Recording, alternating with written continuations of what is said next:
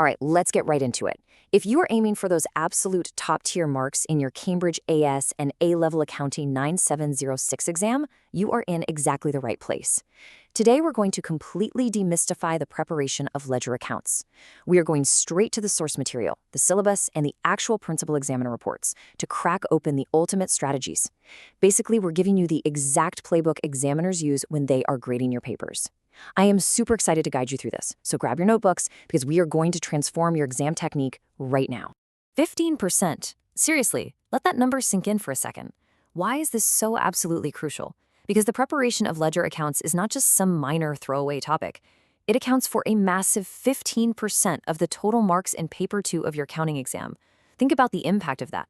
Securing this 15% is a critical opportunity, and for sure, it's the thing that can make the difference between an average grade and an elite top-tier grade. It is literally one of the most high-value areas you can possibly master. Okay, let's dive into this. Here's our roadmap for today's masterclass. First, the 15% opportunity. Then, core accounting principles, the procedural framework, critical analysis strategies, and finally, we'll expose the top 3 examiner traps. Section 1. The 15% opportunity beyond the numbers. Now, to truly capitalize on this, we have to look way beyond just crunching the numbers. Every single year, examiners point out a recurring nightmare: students missing out on vital points during multi-stage analysis questions. They nail the math, but they completely lose the marks. So why does that happen? Well, it's because they fundamentally misunderstand how the marking system actually works behind the scenes. The solution here is what we call the method mark strategy. Look, examiners award marks to candidates who demonstrate a correct, systematic process and clear evidence-based reasoning. This is huge, guys. It means that even if your final numerical answer is slightly off because of some tiny panicked calculation error, you can still secure the majority of the marks. How? If your underlying process and interconnected logic are clearly visible on the page. The examiners want to see how your brain works, not just the final number your calculator spits out. Moving on to Section 2, Core Accounting Principles, the foundation. Keep in mind, top-tier marks are never just handed out for remembering a formula. They are awarded for a deeply connected conceptual understanding that you can transfer to completely unfamiliar exam contexts. The theoretical architecture of ledger accounts really rests on 3 foundational pillars. First up, mastery of precise definitions. You have to speak the language of accounting accurately. Second, understanding causal relationships. Think about how a bad debt entry directly impacts your receivables, or how changes in a sales ledger control account ripple across the broader business. It's all connected. And third, integration with other syllabus areas.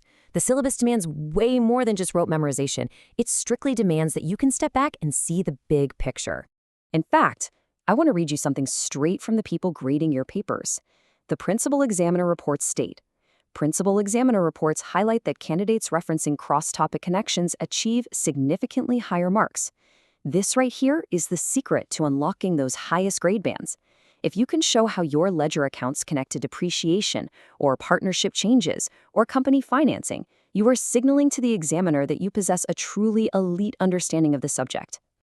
Section 3, the procedural framework, step by step. Now, what's really interesting is how we turn all this theory into an actionable point-scoring checklist. Right, before we break down this critical 6-step procedural framework, I want to make sure you don't miss out on any future strategies. Take a quick second right now to subscribe to the channel Ace the Exam's IGCE O&A levels at acetheexam_IGCSE and enable all notifications. We drop weekly Cambridge breakthrough strategies you do not want to miss. Okay, back to the systematic sequence. First, you deconstruct the exact question to figure out what they're really asking. Then, extract only the relevant data from the stimulus materials, filter out the noise, select your analytical framework, execute the analysis with clear working and notation to actually show that process, verify the results for reasonableness, and finally present your completed answer with the correct terminology. Following this exact loop ensures you process complex exam data logically and effectively every single time. But wait, presentation is absolutely not just a suggestion. Proper headings, correct terminology, appropriate formats, and clear annotation are mandatory.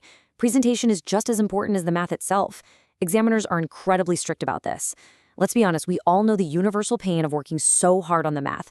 So please don't be the candidate who loses a top grade because they forgot to write a date or had messy handwriting. Make your work a pleasure for the examiner to read.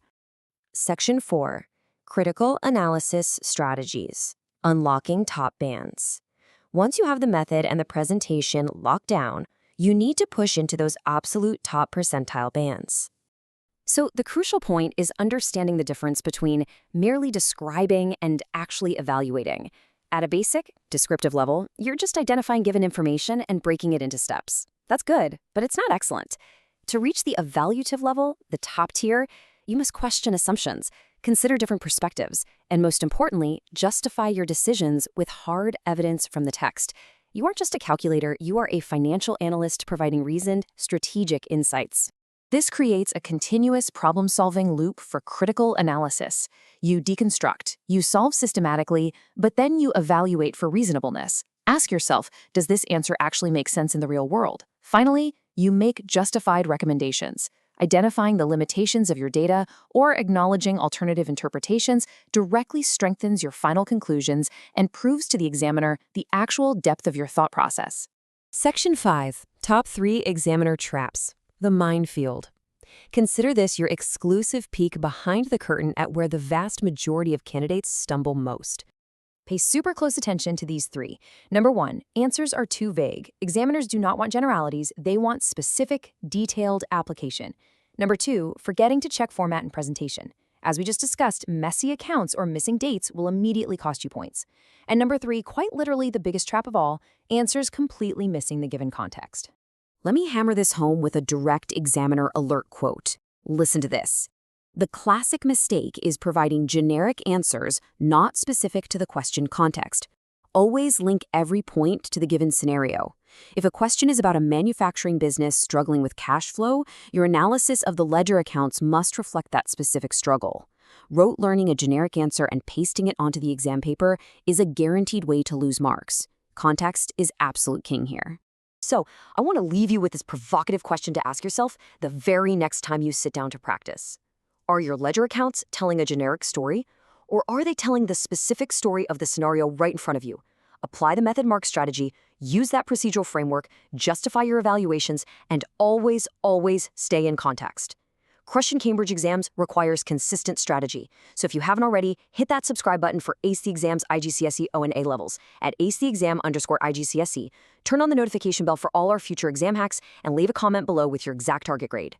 Thanks for joining me on this explainer. Take these strategies to your past papers and keep crushing it.